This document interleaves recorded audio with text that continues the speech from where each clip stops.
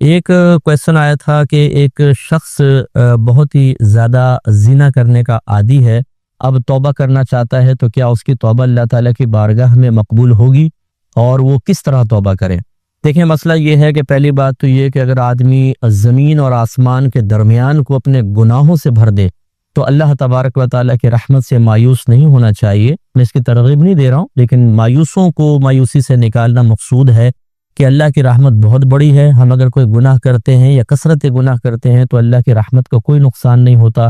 اللہ تعالیٰ کی ذات پر کوئی منفی اثر مرتب نہیں ہوتا، کیونکہ اللہ تعالیٰ کی ذات اثرات قبول کرنے سے پاک و صاف ہے۔ یہ انسان کی صفت ہے، اللہ تعالیٰ اس سے پاک و صاف ہے، لہذا کتنے مرضی گناہ ہو جائیں اللہ پر کوئی منفی اثر مرتب نہیں ہوتا۔ اور نہ کبھی ایسا ہوتا ہے کہ کوئی کثرت گناہ کرے تو اللہ تبارک و تعالیٰ ناراض ہو کر اس کے لیے توبہ کے دروازے ہی بند کر دے، ایسا نہیں ہوگا۔ تو لہٰذا مایوس نہ ہوں، لیکن سعادت مند آدمی وہ ہے کہ اپنے سابقہ گناہوں پہ سخت شرمندگی اور ندامت محسوس کرے اور کامل توبہ کی طرف آئے، تو اللہ کی تعالیٰ کی رحمت بڑی وسعت کے ساتھ اس کو اپنی آغوش میں لیتی ہے۔ اب اگر زنا سے توبہ کا ارادہ ہے تو اس کے لیے دیکھا جائے گا کہ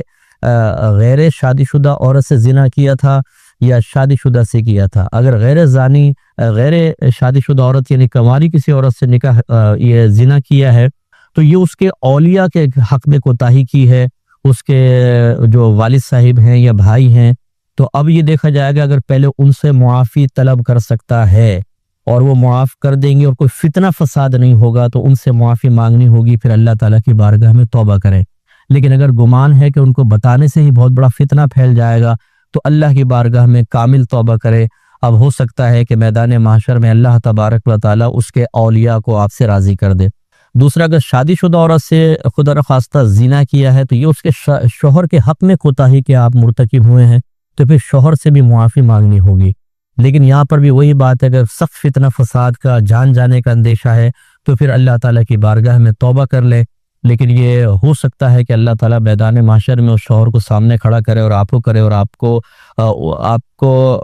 اس کا حق جو ہے وہ آپ کے نام اعمال میں نیکیاں نکال کر دلوایا جائے۔ اس لیے کامل توبہ کریں اس کے شوہر، اور اس طرح کنواری اگر کسی عورت سے ہوا تھا تو اس کے اولیاء کے لیے کثرت سے دعائے بخشش و مغفرت کریں، ان کو بہت زیادہ ایصال ثواب کریں تاکہ اللہ تعالیٰ بروز قیامت اس کے وسیلے سے آپ کو اور ان کو آپس میں راضی کر دے اور اللہ کی بارگاہ میں ندامت سے توبہ کرتے ہوئے آئندہ کبھی اس گناہ کے قریب بھی نہ جائے۔ کو آخر میں یہ بات سمجھا رہا تھا کہ ایک اللہ کا فیصلہ ازلی ہے جو اس نے شروع سے ہی فرما دیا ہے، اس میں کوئی تبدیلی نہیں ہو سکتی ہے۔ کوئی بڑے سے بڑا نبی بھی اگر دعا کر دے یعنی کرنا چاہے اللہ کے اس فیصلے کے خلاف، تو اللہ تعالیٰ ان کو دعا سے روک دیتا ہے۔ لہٰذا یہ جو کہا جاتا ہے کہ دعا تدبیر کو بدل دیتی ہے،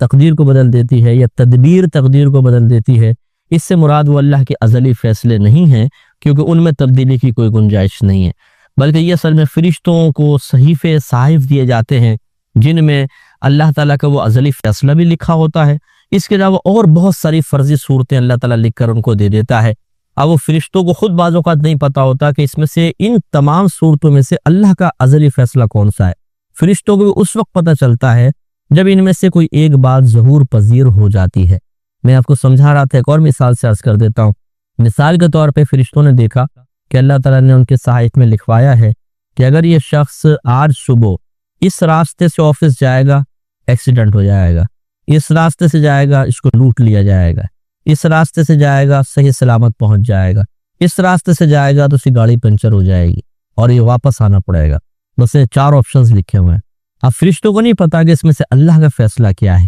اللہ نے اس کے حق میں آج کے دن کیا فیصلہ کیا ہے۔ اب وہ شخص چلا اور مثلاً تیسرے راستے سے ہوتا ہوا اپنے آفس تک پہنچ گیا اور وہ آفس میں بیٹھا ہوا ہے، تو فرشتوں کو پتہ چلا اچھا اللہ کا فیصلہ یہ ہے، کیونکہ اللہ کے فیصلے کے خلاف تو ہو نہیں سکتا۔ تو معلوم یہ ہوا کہ 3 اللہ کے فیصلے نہیں تھے، یہ ایک اللہ کا فیصلہ تھا، تبھی وہ وہاں تک پہنچ گیا، کیونکہ وہ اللہ کے فیصلے کے خلاف نہیں کر سکتا، اللہ تعالیٰ کے فیصلے کو رد نہیں کر سکتا۔ یہ تو ایک ہے اس شخص کی اپنی مرضی۔ اب مثال کے طور پہ وہ شخص گھر سے چلنے لگا، اس کی والدہ نے دعا دی کہ اے اللہ تو اس کو 7 خیریت کے آفس تک پہنچانا۔ اب یہ باہر نکلا، اس نے سوچا اس راستے سے جاؤں، اس سے جاؤں، اس سے جاؤں یا اس سے جاؤں۔ اب ایک دم اس کے دل میں خیال ہے چلو اس راستے سے جاتا ہوں۔ وہ گیا اور سیدھا آفس تک پہنچ گیا، آرام سے صحیح سلامت پہنچ گیا۔ تو اس کا مطلب یہ ہوا کہ ماں کی دعا کی برکت سے وہاں تک پہنچا۔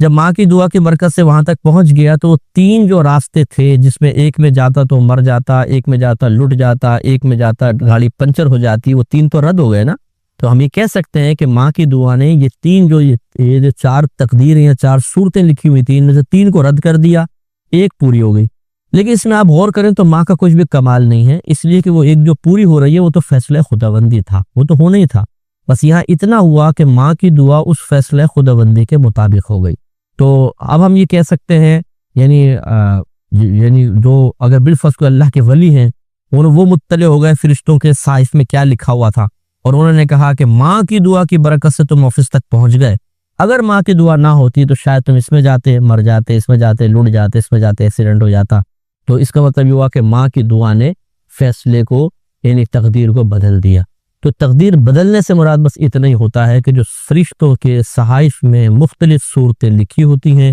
ان میں سے بعض اوقات تدبیر کی وجہ سے یا دعا کی وجہ سے وہ صورت متعین ہو جاتی ہے جو اللہ کا فیصلہ ہی ہوتا ہے،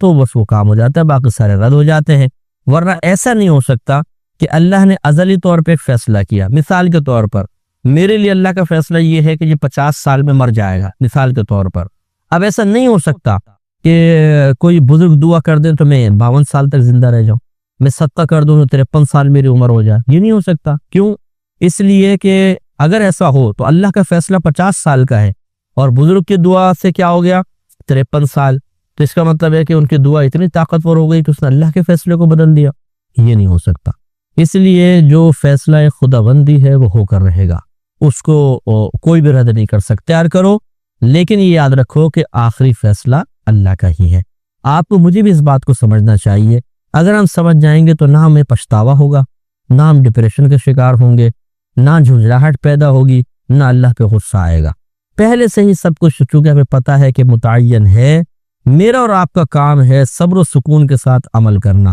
کیونکہ ہمارے نبی کریم صلی اللہ علیہ وسلم، دیگر انبیاء علیہ السلام، صحابہ کرام مسئلہ تقدیر کو ہم سے کہیں زیادہ بہتر جانتے تھے۔ تو ایسا نہیں ہوا کہ انہوں نے یہ سوچا ہو کہ جی اللہ تبارک و تعالیٰ نے جو فیصلے کر ہی لیے، کیا فائدہ کوشش کرنے کا، بیٹھے رہو، جو ہوگا دیکھا جائے گا۔ نہیں، انہوں نے کوشش کی، لیکن اس یقین اور اس اعتقاد کے ساتھ کہ نتیجہ وہی نکلے گا جو اللہ تعالیٰ چاہتا ہے، جو اللہ نے فیصلہ کر دیا، ہمارا کام ہے کوشش کرنا۔ تو بس اگر ہر مسلمان یہ اپنا ذہن بنا لے اور عقیدہ مضبوط کر لے، مثال کے طور پہ میں ایک کاروبار شروع کرنے لگا ہوں، میں نے دکان بھی اچھی پسند کی، جو کاروبار کرنا ہے وہ اس کی نوعیت بھی بہترین میں نے طے کر لی، افراد بھی بڑے ماہر قسم کے رکھ لیے ہیں، اور خوب سرمایہ میں نے اس میں لگایا ہے، اور کوئی کمی نہیں چھوڑی ایڈورٹائزمنٹ وغیرہ کے لیے بھی، یعنی جتنی طاقت بشری میں سب کچھ کر لیا۔ لیکن اب جو اصل مسئلہ ہے وہ یہی ہے، اگر میرا عقیدہ درست ہے تو میں پہلے سے ذہن میں بات رکھوں گا کہ جتنی میں نے تدبیر اختیار کر لی، ٹھیک ہے وہ میری طاقت کے مطابق تھی، لیکن ضروری نہیں ہے کہ نتیجہ میری توقع کے مطابق نکلے۔ یہ بھی ہو سکتا ہے کہ اچھا پروفٹ ہو جائے، اور یہ بھی ہو سکتا ہے کہ سارا ضائع ہو جائے، اللہ کا جیسا فیصلہ ہو، کیونکہ ہم اللہ کے فیصلے کو نہیں بدل سکتے۔ اس کا مطلب یہ نہیں ہے کہ اگر میں ماہر سے ماہر آدمی پوری دنیا سے ڈھونڈ کر ایک دکان پہ بٹھا دوں، پیسہ بھی اچھا خاصا لگاؤں اور خوب ڈیکوریشن پہ خرچ کر دوں، ایڈورٹائزمنٹ بھی اچھی کر دوں، ضرور نفع ہوگا۔ نہیں، بعض کا اچھے کاروباری تباہ ہو جاتے ہیں اور وہ فٹ پاتھ پر آ جاتے ہیں۔ اللہ کا فیصلہ۔ اب اگر میرا پہلے ذہن بنا ہوگا، مثلا میں نے سب کچھ کیا لیکن نقصان ہو گیا، تو پھر میں اتنے زیادہ میں پریشان نہیں ہوں گا۔ ایک فطری تقاضا ضرور ہوتا ہے کہ تھوڑا دل میں غم اور رنج پیدا ہوتا ہے، لیکن اگر پہلے سے ہمارا ذہن بنا ہوا، ٹھیک ہے اللہ تعالیٰ کا جو فیصلہ ہوا، اب نتیجہ نکلا مثلا کاروبار تباہ ہو گیا، تو کنفرم ہو گیا کہ اللہ کا فیصلہ ازلی یہ تھا کہ اس کاروبار سے مجھے نفع نہیں ہوگا۔ لیکن مسئلہ بس یہی ہوتا ہے کہ ہمیں اللہ کے فیصلے کا پہلے سے پتہ نہیں ہوتا۔ اگر ہر شخص کو پہلے سے پتہ چل جائے تو اللہ کی مرضی کے موافق کام کر لے، لیکن پتہ نہیں ہوتا۔ اور ہاں، اس میں بھی ایک اللہ کی حکمت ہے کہ یہ ہمارا امتحان ہے۔ اگر پہلے سے پتہ چل جاتا تو بہت سارے معاملات میں ہم کچھ اور تدبیر اختیار کر سکتے تھے۔ لیکن اس نے آفر کویسچن کیا تھا کہ ہماری جو پھوپھیاں تھیں اور خالائیں تھیں، ان کا رویہ والدہ کے ساتھ صحیح نہیں تھا، نہ وہ ان کو بلاتی تھی نہ کچھ، تو اولاد کو ان کے ساتھ تعلق رکھنا چاہیے یا نہیں؟ یعنی چاہے والدہ زندہ ہوں تب بھی حکم بتائیں، اور والدہ کا انتقال ہو گیا تب بھی حکم بتایا جائے؟ دیکھیں، مسئلہ یہ ہوتا ہے کہ سب سے پہلے تو یہ دیکھا جائے کہ قصور کس کا ہے۔ اگر آپ کی والدہ کا قصور ہے تو پھر اس وجہ سے ان کے رویے تبدیل ہوئے، اس وجہ سے انہوں نے قطع تعلق کو اختیار کیا، اور واقعی وہ معقول ریزن تھی، ویلڈ ریزن تھی، تو پھر تو آپ کی والدہ کا قصور ہے، ان کا نہیں۔ ایسی صورت میں والدہ کو بلکہ پیار محبت سے اور دائرہ ادب میں سمجھائیں کہ آپ ایسا نہ کریں، ورنہ آخرت کا وبال بہت سخت ہے، کیونکہ نبی کریم صلی اللہ علیہ وسلم نے ارشاد فرمایا کہ کسی مسلمان کے لیے جائز نہیں کہ وہ اپنے مسلمان بھائی سے 3 دن 3 رات سے زیادہ ناراض رہے۔ اب یہ جب منع کر دیا جائز نہیں، تو اس کا مطلب ہے کم از کم مکروہ تحریمی ثابت ہوگا، یعنی حرام کے نزدیک۔ اور ایک روایت میں فرمایا کہ کوئی 1 سال تک ناراض رہے، اور مراد دنیاوی وجوہات، ٹھیک ہے نا، دینی وجوہات الگ ہوتی ہیں، دنیاوی نفس کی خاطر دنیاوی وجوہات کی بنا پر فرمایا 1 سال تک ناراض رہے تو یہ اپنے مسلمان بھائی کے قتل کی مثل ہے۔ اور ایک صحیح روایت میں یہ بھی ہے کہ نبی کریم صلی اللہ علیہ وسلم نے فرمایا کہ اگر ناراض ہو اور اسی حال میں فوت ہو جائے تو جہنم میں جائے گا۔ ایک اور روایت میں نبی کریم صلی اللہ علیہ وسلم نے فرمایا کہ اگر 2 میں ناراضگی ہو تو جو ان میں سلام میں پہل کرے وہ بری الذمہ ہے۔ اب اگر سامنے والا جواب دے تو دونوں برابر، ورنہ وبال اس پر ہے۔ تو پہلی چیز تو یہ کہ بعض اوقات ہمارے جو قریبی لوگ ہوتے ہیں ان کا ہمیں کوئی قصور نظر ہی نہیں آتا، والدہ، والد، ہماری برادری، ہمارے بھائی، ہمارے بہن، اپنی بیٹی سسرال کی شکایت کرے تو اس میں قصور ہی نظر نہیں آتا۔ یہ میجر مسٹیک ہے کہ ہم ان کا ساتھ دے کر اصل میں تعاونوا علی البر والتقوی پہ عمل نہیں کر رہے ہوتے، ولا تعاونوا علی الاثم والعدوان، برائی اور زیادتی کے کام میں تعاون نہ کرو، اس کے اندر ہم انوالو ہوتے ہیں، یہ غلط ہے۔ اور اگر فرض کر لیں کہ والدہ حق بجانب ہیں اور پھوپھیاں اور خالائیں ان کا رویہ غلط ہے، وہ مطلب والدہ کو ہرٹ کرتی ہیں اور اس وجہ سے والدہ پیچھے ہیں، یا وہ ملاتے ہی نہیں ہیں حالانکہ والدہ صحیح ہیں، تو پھر آپ کو میل جول ترک کرنا چاہیے کہ جب ان میں خرابی خود موجود ہے اور وہ والدہ کو بھی اگنور کر رہے ہیں، اور آپ کے قریب جانے سے ہو سکتا ہے کہ ان کی برائیاں آپ میں بھی سرایت کر جائیں، آپ کی فیملی میں، آپ کے بچوں میں، تو پھر دور رہنے میں شرعاً کوئی حرج نہیں ہے۔ خلاصہ کلام یہ ہے کہ پہلے ریزن معلوم کریں کہ کیا ریزن ہے، اور پھر کس کا قصور ہے، اس کے حساب سے آپ طرز عمل اختیار کریں۔ اور اگر فرض کر لیں بڑے انتقال کر جاتے ہیں تو پھر اسی اس میں ہوتا ہے کہ اگر قصور سامنے والوں کا ہے، اس وجہ سے والدہ نے چھوڑا ہوا تھا، تو دور ہی رہیں، یہ بہتر ہے کہ جس کی وجہ سے ساری زندگی والدہ نے قریبی لوگوں کو چھوڑ دیا، آپ جائیں گے تو آپ کو بھی وہ برائیاں اور خرابیوں کا سامنا کرنا پڑے گا۔ اور اگر قصور والدہ کا تھا اور ان کا انتقال ہو گیا تو پھر آپ کو میل جول رکھنا چاہیے، تاکہ والدہ تو چلیں بیچاری ایک وبال لے کے چلی گئیں، آپ یہ قطع تعلق والا وبال نہ رکھیں، اور اپنی والدہ کے لیے دعائے بخشش و مغفرت کرتے رہیں۔ یہ صاحب فرماتے ہیں کہ میرا لڑکا حافظ قرآن بن رہا ہے، 10 سپارے حفظ کر چکا ہے، تو کیا ہم اسے حافظ صاحب کہہ کر پکار سکتے ہیں؟ میرے پیارے بھائی، 30 سپارے کر لے تب بھی حافظ صاحب کہہ کے نہ پکاریں۔ یہ ہمارے اندر ایک مسٹیک ہوتی ہے کہ ہم اپنے بچوں کو بعض اوقات عزت بڑھانے کے لیے کیش کر رہے ہوتے ہیں، اور اپنے بچوں کے اندر ریاکاری کوٹ کوٹ کے بھر دیتے ہیں کہ وہ اللہ تبارک و تعالیٰ کی پھر رضا کے لیے نہیں بلکہ انہی القابات کو سننے، حظ نفس حاصل کرنے، دنیاوی فائدے حاصل کرنے کے لیے اپنی عبادات کو استعمال کر رہے ہوتے ہیں۔ جب آپ 10 سپاروں میں حافظ صاحب کہنا شروع کر دیں گے اور ہر ایک عزت دینا شروع کرے گا تو باقی 20 سپاروں میں اخلاص باقی رہے گا، وہ تو اور زیادہ مطلب یہ کہ خواب دیکھے گا کہ ابھی تو 10 سپاروں میں یہ عزت ہے، پتہ نہیں 30 میں کیا ہوگی۔ تو اپنے بچوں کو مطلب ریاکاری سے بچنے کی ترغیب دیں، انہیں اخلاص کی ترغیب دیں، انہیں اپنے اعمال کو چھپانے کی ترغیب دیں، نہ یہ کہ ہر ایک کے سامنے ظاہر کر کر کے آپ کیش کریں۔ یہ حافظ صاحب لوگ پوچھیں کہ حفظ کر لیا؟ جی ماشاءاللہ بس کا چل رہا ہے۔ یہ کیوں آپ کہنا چاہ رہے ہیں؟ وہ اسی لیے تو یہ کوئی حافظ صاحب وغیرہ کہنا، حاجی اپنے نام کے ساتھ لکھ لیتے ہیں، یہ بالکل صحیح نہیں ہے، اس کو چھپانا چاہیے۔ میں اس کو حرام تو نہیں کہوں گا، اگر کوئی بری نیت سے نہیں کر رہا اور اس میں ریاکاری نہیں ہے تو مباح ہے کم از کم، یعنی نہ گناہ نہ ثواب، لیکن بہرحال یہ حرام تک پہنچ سکتا ہے، اس لیے اوائڈ کریں۔ ہاں اگر کوئی اپنے ساتھ عالم لکھتا ہے اور مفتی لکھتا ہے، کیونکہ عالم اور مفتی کا کام ہوتا ہے دوسروں کو ہدایت دینا، اگر وہ لکھتا ہے صرف اس نیت کے ساتھ کہ لوگ جانیں گے تو کویسچن کریں گے، اس کی اجازت فقہا نے دی ہے۔ میں نہیں کہہ رہا ہوں کہ آپ کہیں کہ اپنے لیے تو ایسا کر لیا، ہمارے لیے ایسا کر رہے ہیں۔ فقہا نے، ہمارے بزرگوں نے باقاعدہ اجازت دی ہے کہ وہ لکھ سکتے ہیں اپنے نام کے ساتھ، لیکن یہ حافظ، حاجی، پھر نمازی بھی لکھ لیں کہ بھئی نمازی فلاں، میں بہت ساری نمازیں پڑھتا ہوں، تہجدی لکھ لیں کہ تہجد پڑھتا ہوں، اشراقی، چاشتی، بہت ساری چیزیں ہیں جو آپ کر سکتے ہیں۔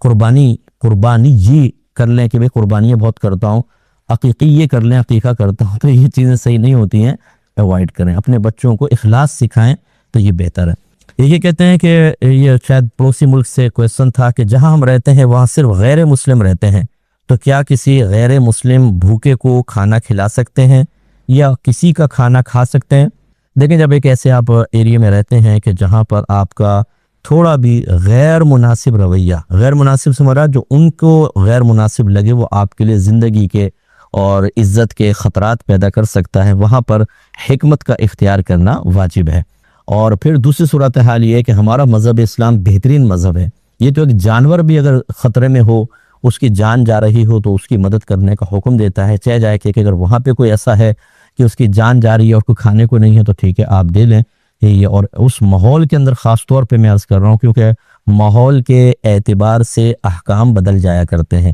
پاکستان میں ہوتا میں کچھ اور حکم اس کے ساتھ ایڈ کرتا، لیکن جہاں سے آپ معلوم کر رہے ہیں آپ بالکل اچھا رویہ رکھیں اور اخلاق سے رہیں، اور اگر ان کو کوئی مدد کی ضرورت ہے مدد بھی کریں۔ اگر ان کا کھانا آتا ہے تو گوشت تو نہیں کھا سکتے، یہ کنفرم ہے، کیونکہ وہ ہو سکتا ہے کہ طیب حلال نہ ہو، لیکن دیگر چیزیں سبزیاں وغیرہ بھیجیں اور وہ تو آپ ریسیو کر سکتے ہیں اور کھا سکتے ہیں۔ ایک تو ایسی صورت میں اگر ہم ظہر سے پہلے کی 4 سنتیں ترک کر دیں تو کیا حکم شرع ہوگا؟ دیکھیں، ظہر سے پہلے کی 4 سنتیں ویسے مؤکدہ ہیں، اور سنت مؤکدہ کا حکم یہ ہوتا ہے کہ 1-2 بار ترک کیا تو برا کیا اور عادت بنا لیں گے تو گناہگار ہوں گے۔ لیکن جیسے آپ کی صورتحال ہے کہ اس میں آپ کو اجازت ہی نہیں ہوتی ہے اور بہت ہی کلوز ٹائم ہوتا ہے اور آپ کے سیکورٹی کے مسائل ہیں، تو ایسی صورت میں اگر آپ ترک کر دیں گے اللہ کی رحمت سے امید ہے کہ آپ کی گرفت نہیں ہوگی، آپ فرض پڑھ کے اپنی ڈیوٹی پہ پہنچ سکتے ہیں۔ ایک انہوں نے کہا کہ ہمارا روم جو ہے اس میں ڈبل بیڈ ہے، اور لڑکے اوپر ہمارے جیسے ایک طرف وہ لڑکے سو رہے ہیں ہم بھی سوتے ہیں، پھر میں فجر پڑھتا ہوں تو نیچے ہی بیٹھ کر سورہ یاسین پڑھ لیتا ہوں، تو کیا حکم شرع ہوگا جبکہ بیڈ پر کوئی لیٹا ہو؟ دیکھیں، یہ شدید ادب کے خلاف ہے، جب کوئی اوپر ہے تو پھر آپ کو نیچے ہونا چاہیے، کوئی اوپر ہے تو نیچے نہیں بیٹھنا چاہیے، بلکہ آپ کو بیڈ پہ بیٹھ جائیں جہاں پہ آپ سو رہے تھے، اور ہلکی آواز میں اتنا کہ بس اپنے کان تک سنائی دے آپ سورہ یاسین پڑھ سکتے ہیں، لیکن نیچے بیٹھ کے پڑھنا بہرحال بے ادبی ہوگی۔ تہجد کے نوافل کم از کم 2 ہوتے ہیں، اور زیادہ سے زیادہ نبی کریم صلی اللہ علیہ وسلم سے ایک روایت میں 8 تک ثابت ہیں اور 12 تک بھی بعض لوگ کہتے ہیں، تو کم از کم 2 پڑھ لیں، 4 بھی پڑھ سکتے ہیں، 6 بھی، لیکن ثابت کا مطلب یہ نہیں کہ اس سے زیادہ نہیں پڑھ سکتے، چاہے تو اس سے زیادہ بھی پڑھ لیں، تو کم از کم 2 پڑھ لیں بہت ہے۔ ایک یہ کہتے ہیں کہ جب ہم بعض اوقات جماعت میں شامل ہوتے ہیں تو امام صاحب رکوع میں ہوتے ہیں، لیکن جب ہم قریب آتے ہیں وہ رکوع سے اٹھ جاتے ہیں، تو آپ شامل ہونے کا تو کوئی فائدہ نہیں، اگر شامل ہو بھی گئے تو سجدے میں ہی ملیں گے اور یہ رکعت تو دوبارہ پڑھنی ہے، تو کیا ہم ویٹ کر سکتے ہیں؟ تو جی بالکل کر سکتے ہیں آپ، لیکن بعض لوگ یہ کرتے ہیں کہ صف میں آ کے کھڑے ہو جائیں گے، اب امام صاحب سجدے میں جا رہے ہیں، وہ جو آپ کے برابر میں نمازی ہے وہ ڈسٹرب ہو رہا ہے کہ یہ پہاڑ کی طرح آ کے کھڑے ہو گئے، پھر آپ پیچھے رہیں اور ہو جانے دیں، جب وہ اگلی رکعت کے کھڑے ہوں گے تب آپ آ کے شامل ہوں، اور چاہیں تو آپ شامل ہو جائیں، واجب نہیں ہے شامل ہونا، بہتر ہے کہ جماعت کی موافقت ہو جائے گی تو آپ شامل ہو جائیں، یہ اچھا ہے۔ ایک انہوں نے کہا کہ بچہ جو ہے وہ ایڈاپٹ کیا تھا تو اسے اپنا نام دیں یا اصل باپ کا نام دیا جائے؟ دیکھیں، اگر تو اصل باپ کا پتہ ہی نہیں ہے اور کاغذاتی کارروائیوں میں بہت پرابلم ہو جائے گی، کیونکہ بعض اوقات باپ کی موجودگی کی ڈیمانڈ ہوتی ہے، سائن کرنے ہوتے ہیں، یہ پرابلمس آ جائیں گی، تو پھر اپنا نام چاہے وہ والد کے خانے میں لکھیں، لیکن قصد و ارادہ یہی کریں کہ ہم سرپرست کی حیثیت سے لکھوا رہے ہیں، اور بچے کا نسب بدلنے کا قصد و ارادہ نہ کریں۔ اس کی علامت یہ ہوگی کہ جب کوئی پوچھے گا یہ کس کا بچہ ہے تو آپ نے ہمارا نہیں ہے، یہ کسی اور کا بچہ ہے، فلاں کا بچہ ہے، اپنی طرف اس کو منسوب نہیں کر سکتے۔ یہ جو نبی کریم صلی اللہ علیہ وسلم نے نسب بدلنے کی ممانعت فرمائی، وہ اس زمانے میں سرکار کے زمانے میں بعض لوگ ایسے تھے کہ جن کے بڑوں نے کوئی کارنامے نہیں کیے تھے، اور وہاں کی محافل میں اپنے بڑوں کے کارناموں پر فخر کیا جاتا تھا، تو بعض لوگ کسی اور خاندان سے اس لیے وابستگی ظاہر کر دیا کرتے تھے کہ ہماری بھی وابہ ہو جائے گی، اور نبی کریم صلی اللہ علیہ وسلم یہ چاہتے تھے کہ ایسا نہ ہو، یعنی یہ کفار خاص طور پہ یہ جب زمانہ جاہلیت میں ایسا کیا کرتے تھے، اس لیے رحمت کونین صلی اللہ علیہ وسلم نے اسلام کی تعلیم دینے کے بعد اس چیز کو ختم کیا، کیونکہ رحمت کونین جانتے تھے کہ آگے میری حدیثیں روایت کی جائیں گی، مذہب کو آگے بڑھایا جائے گا، اور پھر ہم نام ہوں گے، بہت سے لوگ ان کے والد کے نام بھی ایک جیسے ہوں گے، تو اس لیے پھر ہو سکتا ہے کہ مشتبہ ہو جائیں، ایک بڑا مطلب تقوی والا ہے، دوسرا تقوی میں کم، ایک کا حافظہ بہت اچھا ہے، دوسرے کا حافظہ کمزور ہے، ایک مجتہد صحابی ہیں، ایک غیر مجتہد صحابی ہیں، اور نام دونوں کے ایک ہیں، تو پھر مشتبہ ہو جائیں گی حدیثیں، کیونکہ ان کے قوت و ضعف کے مسائل تھے، یہ اللہ تعالیٰ نے الہام گویا کہ سرکار کو فرمایا، اور آپ جانتے تھے کہ ایسے معاملات ہونے والے ہیں، اس لیے سرکار نے سختی سے منع فرمایا کوئی اپنا نسب نہ بدلے اور اس پہ جہنم کی وعید بیان فرمائی۔ لہٰذا آج کے دور میں بعض لوگ سید نہیں ہوتے، اپنے نام کے ساتھ سید لکھ لیتے ہیں تاکہ لوگ ہماری تعظیم شروع کر دیں۔ اب یہ غیر سید اپنے نام کے ساتھ سید لکھے، چاہے یہ کہتا ہو کہ میں نے سید بمانے سردار لکھا ہے۔ کون مانتا ہے سید بمانے سردار؟ یعنی کون سمجھتا ہے ہمارے معاشرے میں جو بھی اپنے آپ کو سید کہے گا تو نبی کریم صلی اللہ علیہ وسلم کے آل پاک کا تصور ذہن میں آ کے لوگ تعظیم کریں گے۔ تو اس لیے اس طرح اپنے نسب بدلنا آج کے دور میں بالکل غلط ہوگا، منع ہوگا۔ ایسی کوئی برادریوں کا اپنے برادریوں سے وابستگی صرف اس لیے کہ اچھے رشتے مل جائیں، دیگر معاملات یہ نسب بدلنے میں آتا ہے، یہ حرام اور گناہ کبیرہ ہوتا ہے۔ تو آپ سمجھ گئے ہوں گے کہ ایسی صورتحال میں جبکہ ڈاکومنٹیشن میں پرابلمز ہوں گی باہر کے ملکوں میں لے جاتے ہوئے خاص طور پر، تو پھر یہ کر سکتے ہیں کہ اپنا نام ویسے سرپرست کی حیثیت سے لکھوائیں، لیکن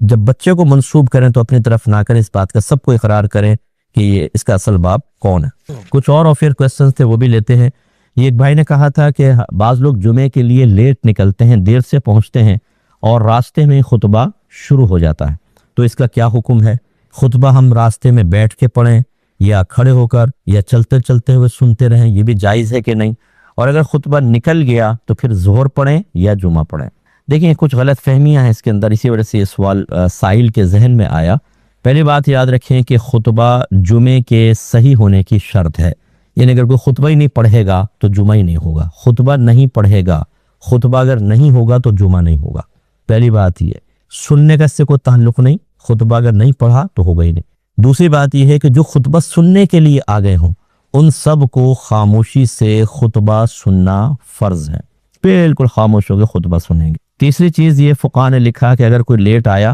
اور اسے دوسری رکعت مل گئی یا دوسری رکعت کے قاعدہ اخیرہ میں بھی آ کر بیٹھ گیا، اس کو جمعہ مل گیا۔ اب ان تینوں کو آپ ملا لیں، اس کا مطلب یہ ہوا کہ جمعے کے صحیح ہونے کے لیے جو خطیب صاحب ہیں انہیں خطبہ پڑھنا لازم ہے، ورنہ جمعہ نہیں ہوگا۔ جو آ چکے ہیں ان کے لیے سننا لازم ہے، اس کا مطلب جو راستے میں ہیں ان کے لیے لازم نہیں ہے کہ وہ ٹھہر جائیں، کہیں بیٹھ جائیں، اسپیکر کے واسطے سنیں پھر آئیں۔ اگر پہلے ٹھہر جائیں گے آتے آتے پھر آپ کی نماز نکلے گی، ایک آدھ رکعت نکلے گی، اس لیے آپ چلتے رہیں اور مسجد میں پہنچ جائیں، اور جب پہنچ جائیں اور خطبہ ہو رہا ہے تو سکون سے بیٹھ کر سنیں۔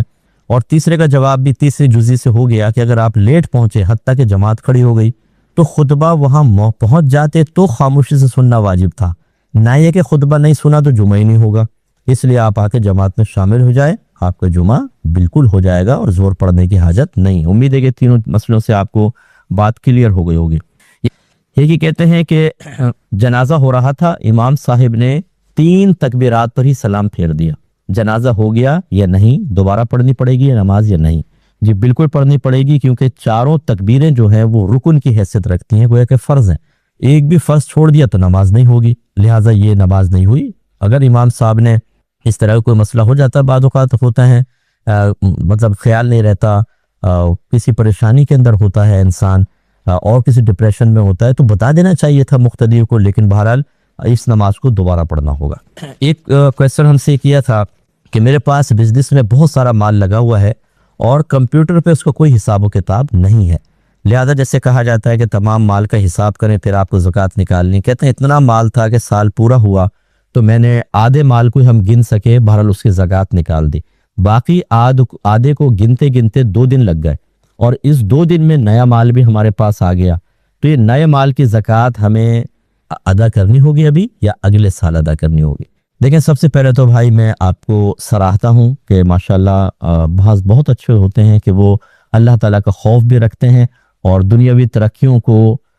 بنیاد بنا کر آخرت سے غافل نہیں ہوتے ہیں، یہ بہت اچھی چیز ہے۔ دوسری بات یہ ہے کہ جب آپ یہ سمجھ رہے ہیں کہ کمپیوٹر نہ ہونے کی بنا پر، وہ حساب نہ کرنے کی بنا پر ہمیں کتنی دقت ہوئی، تو یہ تو چلتا رہے گا سلسلہ، لہٰذا بہتر یہ ہے کہ آپ ماشاءاللہ اتنا بڑا آپ کو کاروبار ہے تو آپ ایک کمپیوٹر لیں، اپنا ایک آدمی وہاں بٹھائیں، سب چیزوں کا وہاں پر پورا حساب و کتاب ہونا چاہیے، سال کے آخر میں آڈٹ کریں گے تو فوراً آپ حساب و کتاب کرنے میں کامیاب ہو جائیں گے۔ ایسے سافٹ ویئرز ہیں جتنا مال آئے گا صرف انٹری کریں، اس کے ریٹس پھر کتنا گیا سب کچھ وہ آخر میں ٹوٹل نکال کے بتا دے گا، آپ کے لیے بڑی آسانی ہو جائے گی۔ تیسری چیز یہ اصول یاد رکھیے گا کہ سال تمام ہونے کے بعد جتنا مال سال کے اینڈ پہ موجود ہے بس اس کی زکوٰۃ نکلتی ہے۔ اگر اس 1 سال گزرنے کے بعد 1 کروڑ روپیہ بھی آ گیا فرض کر لیں، یا چند 100 روپے بھی آ گئے، یہ اگلے سال میں کاؤنٹ ہوں گے، اور اسی طرح دوسرا اصول بھی عرض کر دیتا ہوں کہ جیسے سال پورا ہوا، اس سے ایک دن پہلے اگر اور مال آتا، ایک دن پہلے، اس پہ تو سال نہیں گزرا، لیکن چونکہ پچھلے مال پر سال گزر رہا ہے تو ایک دن پہلے جو آئے گا وہ اسی مال میں شامل ہوگا اور اس پر بھی زکوٰۃ ہوگی۔ لیکن آپ کے لیے کیا ہے، آپ نے جو فرمایا کہ پورا سال ہو گیا، گنتے میں 2 دن اور نکل گئے، اس دوران نیا مال آیا، تو یہ گویا کہ سال کے بعد آیا، اس پر زکوٰۃ نہیں ہوگی، صرف پرانے مال پہ نکالے۔ یہ کہتے ہیں یہ پڑوسی ملک میں ہوتے ہیں، وہاں پہ ایک بینک کے لیے میں کام کرتا ہوں، اور جو کسٹمر میں تیار کر کے لاتا ہوں کہ اس کو لون دلوانا ہوتا ہے تو بینک اس کو لون دیتا ہے، اور مجھے اس میں سے ایک کچھ پرسنٹ بطور کمیشن دیا جاتا ہے، تو میرے لیے یہ کام کرنا کیسا ہے؟ دیکھیں، اس میں علماء کی رائے کا اختلاف، علماء کی رائے مختلف ہیں۔ جیسے ایسے کوئی بھی علاقہ، کوئی کنٹری جس پہ کبھی اسلامی حکومت نہ رہی ہو، نہ اب موجود ہو، اسے کہتے ہیں دارالحرب، اور اس کے جو کافر ہوتے ہیں وہ حربی کافر کہلاتے ہیں، جیسے یو کے ہے، یو ایس اے ہے، سوئٹزرلینڈ وغیرہ ہے۔ تو حدیثوں میں چونکہ بعض میں اس طریقے سے آیا کہ مسلمان اور حربی کافر، مسلمان اور کافر کے درمیان دارالحرب میں سود نہیں، بعض اسی کو بنیاد بنا کر کہتے ہیں کہ اگر حربی کافر ہے تو اس سے سودی لین دین کرنے میں کوئی حرج نہیں ہے، کر سکتے ہیں، کیونکہ سود نہیں بنے گا، اس کا مال غیر معصوم ہے، کر سکتے ہیں، ٹھیک ہے۔ تو وہ لوگ اس کو وہاں پہ بھی جواز کا حکم دیتے ہیں کہ جو مارگیج پہ جتنے ورثے سے آپ گھر لے لیں اور بینک میں آپ سیونگ اکاؤنٹ میں رکھوائیں اور پیسہ لیں۔ اب چونکہ ہندوستان میں اگر آپ غور کریں تو یہاں اسلامی حکومت رہی ہے، تو یہ دارالحرب تو نہیں ہے، یہ دارالاسلام ہے۔ لیکن اعلیٰ حضرت امام اہل سنت نے بھی فرمایا کہ یہاں کے کافر کیا ہیں؟ 3 طرح کے کافر ہو سکتے ہیں، حربی کافر، مستامن اور ذمی۔ ذمی کافر وہ ہوتا ہے جو مسلمان حاکم، یعنی مسلمان کے ملک میں رہے گا، حاکم اس کی حفاظت کرے گا اور یہ اپنی حفاظت کا ایک ٹیکس دیتا ہے، چونکہ اس کا ذمہ حاکم لے لیتا ہے، تو ذمی کافر۔ انڈیا کے جو غیر مسلمین ہیں وہ ایسے نہیں ہیں۔ ایک ہوتا ہے مستامن، امن طلب کرنے والا، کہ کوئی باہر سے آیا، اس نے حاکم اسلام سے کہا جی مجھے امن دے دیں، ایسا نہ ہو مجھے مار دیا جائے، لوٹ لیا جائے۔ انہوں نے کہا ٹھیک ہے آپ آ جائیں، 10 15 20 دن وہاں ٹھہرا، تو یہ مستامن کہلاتا ہے، یہ بھی وہ لوگ نہیں ہیں۔ تو تیسری صورت رہ گئی حربی، تو اس لیے فرمایا کہ جی وہاں کے جو، ویسے وہ دارالاسلام ہے لیکن وہاں کے جو بھی لوگ رہتے ہیں غیر مسلم وہ حربی ہیں۔ تو اب جو کہ حربی ہی اصل، دارالحرب ضروری نہیں، حربی کافر، تو اس لیے بہت سے ادھر بھی ہندوستان میں بھی کہتے ہیں کہ بالکل سودی لین دین کافر کے ساتھ جائز ہے، اور بینک کے اندر سیونگ اکاؤنٹ میں آپ پیسہ رکھوا کے پروفٹ لے سکتے ہیں۔ یہ ایک علماء کی رائے ہے۔ دوسری جس میں ہم بھی شامل ہیں، ہم منع کرتے ہیں کہ دارالحرب ہو یا دارالاسلام، بہرحال سود کی ممانعت ہے اور سخت ممانعت ہے، اور ان حدیثوں پر یا ان چیزوں پر بھی کلام کرتے ہیں کہ یہ حدیث صحیح ہے بھی کہ نہیں۔ اور حضرت ابوبکر صدیق رضی اللہ تعالی عنہ نے جو شرط لگائی تھی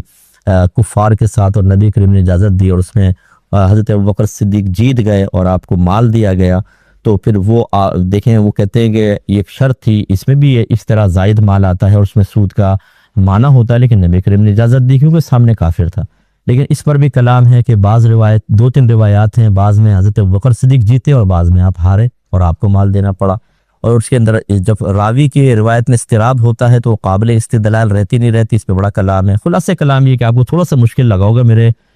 سننے والوں کو، لیکن میں آسان کر کے بس یاد کر دیتا ہوں، یہ بیان کرنا تھوڑا سا ضروری تھا اس لیے کر دیا کہ اب 2 گروہ ہیں۔ آپ اگر ان مفتیان کرام سے معلوم کر لیں جو دارالحرب میں یا کم از کم حربی کافر سے سودی معاملے کو جائز کہتے ہیں، تو آپ کے لیے کام کرنا بالکل جائز، اور اگر آپ ان مفتیان کرام کو فالو کرتے ہیں کہ جو اس کو منع کرتے ہیں، تو آپ کے لیے بالکل یہ حرام اور گناہ کبیرہ ہے، اور آخرت میں آپ کی سخت گرفت ہوگی۔ تو امید ہے کہ آپ بات سمجھ گئے ہوں گے۔ ایسی جو باہر کے ملک میں رہنے والے ہیں جو مارگیج پہ چیزیں لے رہے ہیں، وہ میری اس بیان سے وہ بھی استفادہ کر سکتے ہیں۔ ایک بھائی کہتے ہیں کہ ایک شخص ہے جو قاطع تعلق ہو، یعنی تعلق قطع کرنے والا ہے، خود کو صحیح کہتا ہے، دوسروں کو غلط کہتا ہے، اور یہ بھی کہتا ہے میں نے صحیح قطع تعلق کیا ہے سب لوگوں کے ساتھ، حالانکہ جب پنچایت کے اندر ان کا مقدمہ رکھا گیا تو یہی شخص غلط ثابت ہوا۔ تو اب کہتے ہیں کہ اس شخص یہ مسجد میں آتا ہے، آگے بڑھ کے اذان دے دیتا ہے، اقامت کی تکبیرات، اقامت یعنی کہہ دیتا ہے، تو اس شخص کو روکا جائے یا کرنے دیا جائے؟ دیکھیں، جب کوئی شخص اعلانیہ طور پہ فسق و فجور کر رہا ہو، جیسے کہ یہ کہ لوگوں کو غلط کہنا، لڑائی جھگڑا کرنا، قطع تعلق کرنا، دیگر معاملات، تو اگر فتنہ فساد نہ ہو تو اس کو پیار محبت سے روکنا چاہیے، کیونکہ اس سے لوگوں کو کراہت پیدا ہوتی ہے۔ سب جانتے ہیں یہ برے اعمال کرتا ہے، غلط کام کر رہا ہے، پنچایت میں غلط ثابت ہو گیا، اب اس کو ایسے عزت اور عظمت والے کام دینا یہ مناسب نہیں ہوتا، لوگوں میں تنفر پیدا ہوتا ہے۔ جیسے اس کو امام بنا دے تو لوگوں کو تنفر پیدا ہوگا، اس سے مسجد میں قلت جماعت پیدا ہوتی ہے کہ لوگ متنفر ہو کے دوسری مسجدوں میں جاتے ہیں، تو پیار محبت سے منع کر دیں۔ لیکن اگر فتنہ فساد کا اندیشہ ہے، بدماش قسم کا ہے، آدمی لے آئے گا، لڑائی جھگڑے فتنہ فساد قتل و غارت ہو جائے گی، تو پھر برداشت کر لیا جائے۔ امامت میں تو میں یہ کہتا اگر واقعی قصوروار ہوتا تو آپ کہیں اور جا کے پڑھ لیتے، لیکن اذان اقامت میں چل جائے گا، اس کو پھر فتنہ فساد ہے تو نہ روکا جائے۔ یہ کہتے ہیں کہ بعض لوگ بات بات میں سامنے والے کو بے ایمان کہہ دیتے ہیں، تم تو بڑے بے ایمان ہو، تو یہ کہنا کیسا ہے؟ اور اگر کوئی جواب میں غصے میں آ کر کہہ دے ہاں بھائی میں تو بے ایمان ہوں، تو کیا حکم شرع ہوگا؟ کیا یہ کافر ہو گیا اور تجدید ایمان لازم ہوگا یا نہیں؟ دیکھیں ہمارے جو عرف ہے، ہماری گفتگو کا جو اسلوب ہے، کلام ہے، ہمارے یہاں جو اس سے معنی لیے جاتے ہیں وہ کافر والے نہیں لیے جاتے۔ بے ایمان کا مطلب خیانت کرنے والا، مکمل دیانت نہ کرنے والا، جیسے ہم دکانداروں کہتے ہیں تم تو بے ایمان ہو، صحیح نہیں تولتے تم، تو یہ نہیں کہنا کہ تم کافر ہو، بلکہ یہ کہ تم پہ ایک ذمہ داری ہے، تم اس کو صحیح طریقے سے پورا نہیں کرتے، امانت میں خیانت کے مرتکب ہو رہے ہو۔ تو لہٰذا یہ لفظ بہرحال نہیں کہنا چاہیے، لیکن اس پہ وہ والا حکم نہیں لگے گا جو نبی کریم صلی اللہ علیہ وسلم نے ارشاد فرمایا کہ جو کسی مسلمان کو کافر کہے اور وہ کفر کا اہل نہ ہو، یعنی وہ اس میں کوئی کفریہ بات نہیں ہے، تو یہ کہنے والے کی طرف لوٹ آئے گا۔ تو خلاصہ کلام یہ، اگر کسی نے ایسا کہا اور سامنے والے نے کہا ہاں تو میں تو بے ایمان ہوں، اب یہ بس یہ ہے کہ اس نے جب اپنے آپ کو بے ایمان کہا تو اس کی نیت معلوم کر لیں۔ اگر یہ کہتا ہے کہ جس معنی میں اس نے مجھے بے ایمان کہا میں نے اسی معنی میں کہا کہ ٹھیک ہے جو تم مجھ پہ الزام لگاتے ہو، ٹھیک ہے بھائی میں خیانت کرنے والا ہوں، پھر تو ٹھیک ہے، وہ کافر نہیں ہوگا، تجدید ایمان کی حاجت نہیں ہے۔ لیکن خدا نہ خواستہ اگر اس نے اسی قصد ارادے کے ساتھ کہا کہ میرا تو ایمان ہی نہیں ہے، میں ٹھیک ہے مانتا ہوں کہ میں کافر ہوں، اس قصد ارادے سے کہا، تو پھر تجدید ایمان اور تجدید نکاح لازم ہوگا۔ لیکن ایسے الفاظ نہ کہے جائیں۔ جب آپ کہتے ہیں تو بچے بھی دیکھ رہے ہوتے ہیں، دوسرے لوگ اس کو لیتے ہیں، کیچ کرتے ہیں، اور وہی عادات پھر پھیل جاتی ہیں، اور مناسب نہیں ہوتا کسی مسلمان کو بے ایمان کہنا۔ تو گویا کہ اس کے ظاہری الفاظ کی طرف نہیں آئیں گے، ورنہ بے ایمان کا مطلب جس کا ایمان نہ ہو، جسے ہم کہتے ہیں بے گھر، کہ اس کا گھر نہیں ہے، ایسی بے ایمان کا مطلب جس کا ایمان ہی نہ ہو، جس کا ایمان نہ ہو وہ کافر۔ لیکن بعض اوقات الفاظ اپنے حقیقی معنی میں استعمال نہیں ہو رہے ہوتے، مجازاً ہم دوسرے معنی لے رہے ہوتے ہیں، جیسے یہاں پر بے ایمان سے مراد خائن، امانت میں خیانت کرنے والا، ذمہ داری پوری نہ کرنے والا، چیٹنگ کرنے والا، ملاوٹ کرنے والا، تو اس کا وہ کفر والا حکم نہیں ہوگا۔ تو اب میرے پیارے بھائیوں، سب کو، باقی میں لوگوں کو کہتا ہوں کہ ہر چیز کا وظیفہ نہیں ہوتا۔ یہ آپ نے جو جعلی قسم کے عاملین ہیں، ان کے آستانے آپ ہی نے آباد کیے ہیں۔ اگر ہر چیز کا ایک وظیفہ ہوتا تو بتائیے نبی کریم صلی اللہ علیہ وسلم نے صحابہ کرام کو کتنے وظیفے دیے؟ وہ بیمار بھی ہوئے، ان کے کاروبار بھی مسائل کا شکار ہوئے، وہ زخمی بھی ہوئے، گھر کے تنازعات بھی سرکار کے سامنے لائے گئے ہیں، لیکن کہیں ایسا نہیں ہوا کہ سرکار نے فرمایا وظیفہ پڑھ لو تمہارا مسئلہ حل ہو جائے گا۔ بعض جگہ وظائف دیے، اس کا انکار نہیں کر رہا ہوں، لیکن جیسے ہماری ایک عادت ہو گئی کہ اگر چھینک بھی آئے نا مفتاح، چھینکیں بہت آ رہی ہیں وظیفہ دے دیں، آنکھ پھڑک رہی ہے وظیفہ دے دیں۔ ایک بہن نے کہا میرا بچہ گناہوں میں لگ گیا، بری عادات میں لگ گیا ہے، لگتا ہے اس کو نظر ہو گئی ہے تو اس کا وظیفہ دے دیں۔ ہر چیز کا وظیفہ نہیں ہوتا ہے، یاد رکھیں۔ شریعت نے قرآن کیوں رکھا ہے، حدیث کیوں رکھی؟ ان کو پڑھیں، اس کی تعلیمات کو اختیار کریں، اپنے بچوں کی، گھر والوں کی تربیت کریں، تو انشاءاللہ عز و جل پھر وظیفوں کی حاجت ضمنی طور پہ رہے گی۔ ان قرآن کی اور حدیث کی تعلیمات سے انشاءاللہ آپ کا گھر اچھا بنے گا۔ اب چونکہ